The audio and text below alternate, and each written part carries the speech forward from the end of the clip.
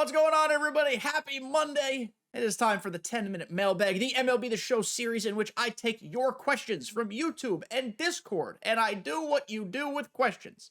I answer them, unless they are questions about work that I don't like to answer, and so in that case, I ignore them.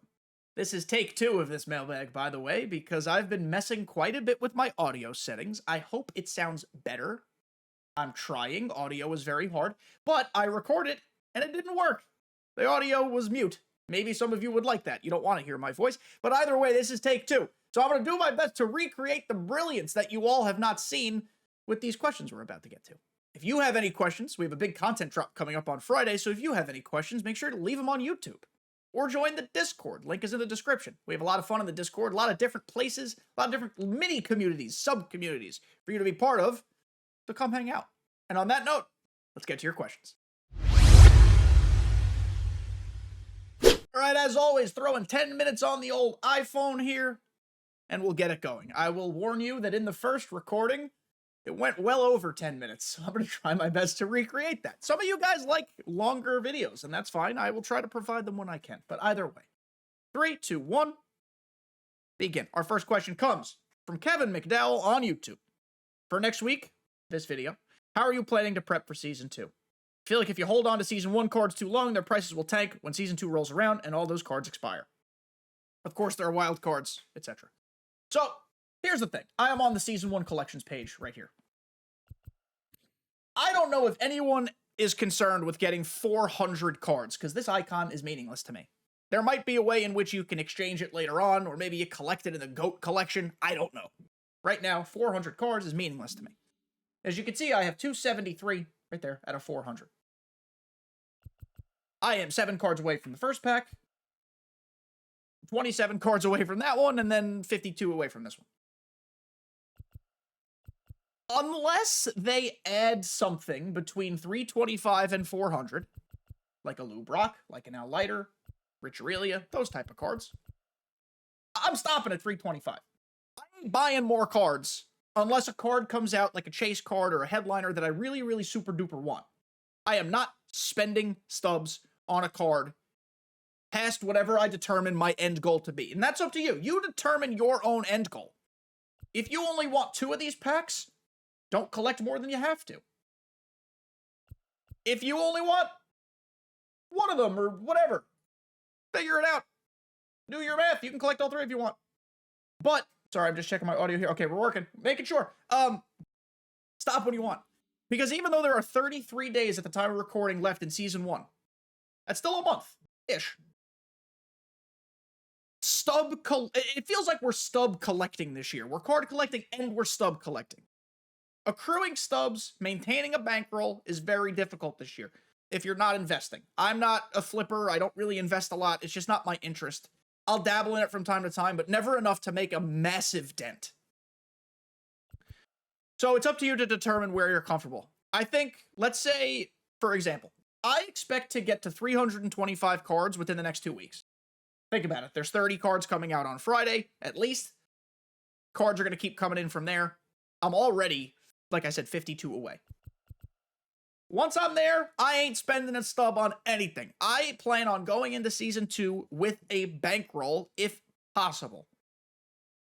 Because I want to start Season 2 with a bang. That's just my general strategy. That's my prep. I'm doing nothing else in terms of accruing cards. I'm not investing in any of these guys. Even if their value does go up, that's great. I'd rather just save the stubs to be ready for Season 2. So that's my plan, Kevin. So thank you for your question. I appreciate you very much. Next question comes from Ashley in the Discord, and I'm doing this question next because it also has to do with collections. Do you think it'll be possible to get a collection reward pack if you don't buy packs?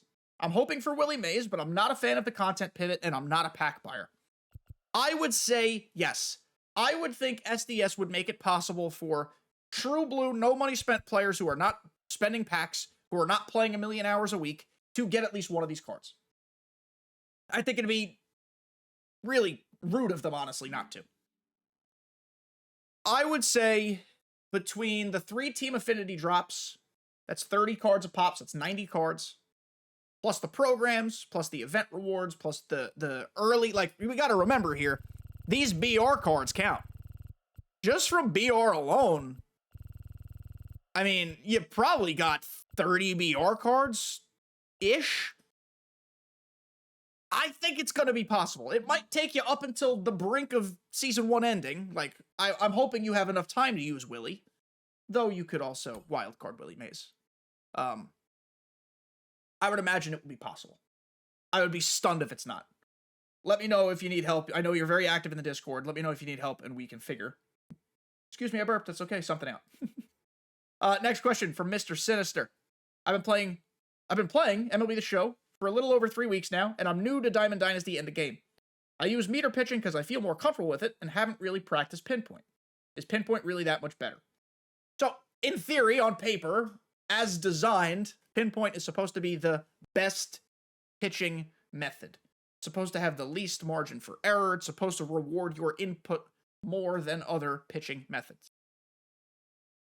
If we're ranking the way they're supposed to work, it would be pinpoint, analog, meter, pulse. I believe those are the 4. I don't think there's a random 5th one. I pitch with pinpoint, fully recognizing that pinpoint this year has been prone to oopsies, accidents. Pinpoint is weird this year. Pinpoint doesn't always make me feel great, but I enjoy the action of pitching pinpoint because it makes me feel like I'm doing something. Meter is, in my opinion, and this is not a disrespectful thing, but meter is like your beginner pitching method. And people still use it. There's nothing wrong with that. But that's how I got started. That's how I know a lot of other people got started. Meter pitching. My suggestion to you would be try analog. That's with the line and the hoop.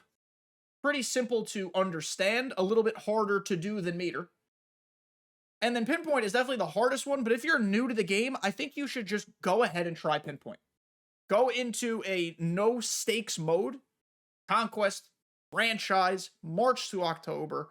Be a pitcher in Road to the Show. Like something with absolutely zero stakes. And just learn pinpoint.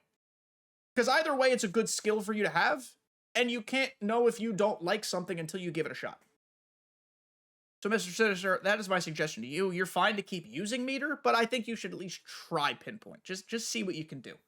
So thank you for your question. Next question comes from Velasco on Discord. Do you agree with the idea that some pitchers are only for Hall of Fame and Legend, and others are only for All-Star? I don't know if there's any such thing as a pitcher that's only for All-Star. I would say... So I want to pull up a specific person here. I know this card, or this player, does not yet have a great card outside of the Cornerstone Captain. But Greg Maddux. Greg Maddux is buns. Absolute buns on All-Star. And mostly, for a lot of people, buns on Hall of Fame. Right? He gets lit up pretty good. Why is that? He throws so slow, and PCIs are really big. Greg Maddux, however, is excellent on Legend. He hits his spots, very important on Legend difficulty. His pitches move a shit ton, very important on Legend difficulty. PCIs are so friggin' tiny, it's hard to hit just about anybody. And I don't think pitch speed ratings, pitch velocities matter a ton on Legend, because everything is fast as shit. Hardcore Legend players and top 50 rated players are gonna, disagree with that, I think. But as a common man, someone who doesn't play Legend, that's my vantage point. So, then there are guys like Andy Pettitte, who I think is excellent everywhere.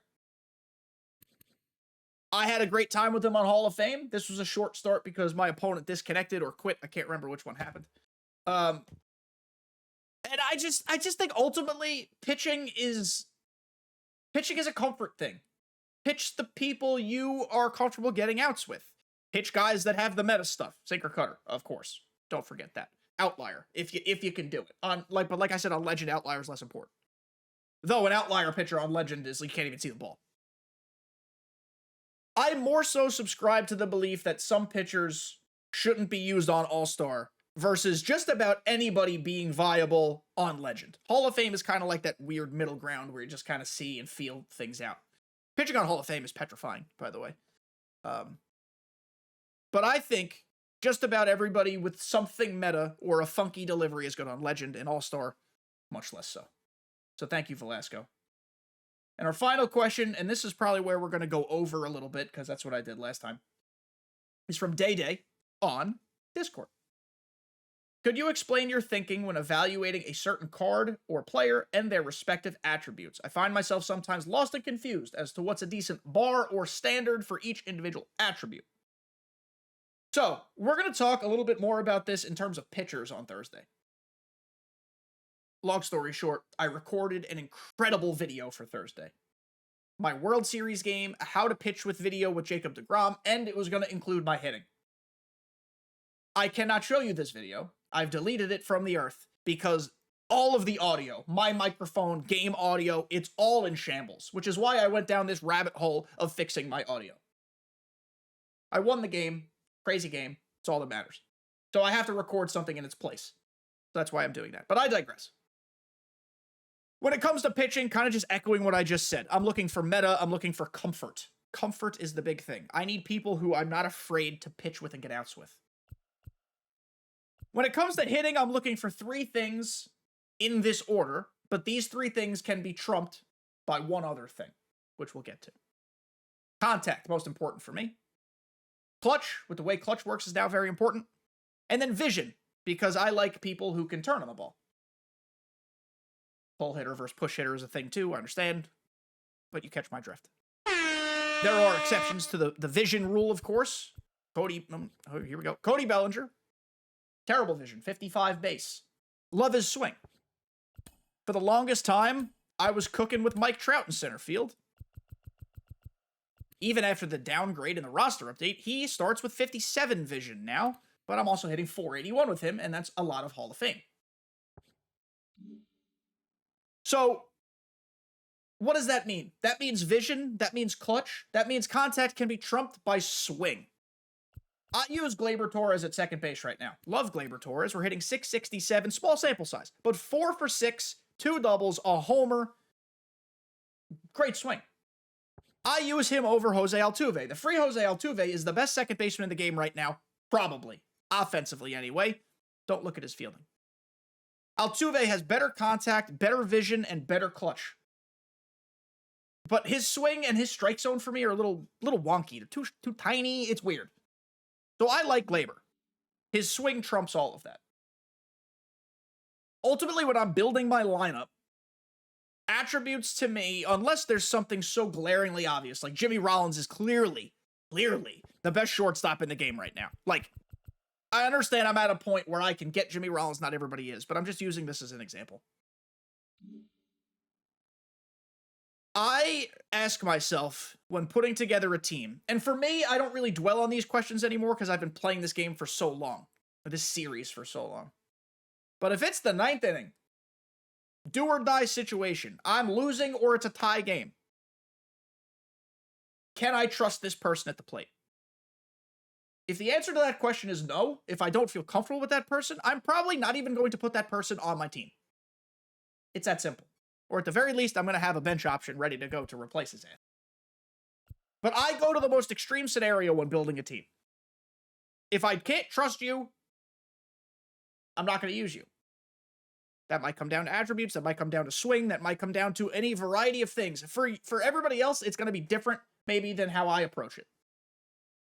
But it's contact, it's clutch, it's vision, trumped by swing, because that leads to confidence, and you got to feel confident in your swing, because otherwise you ain't gonna score.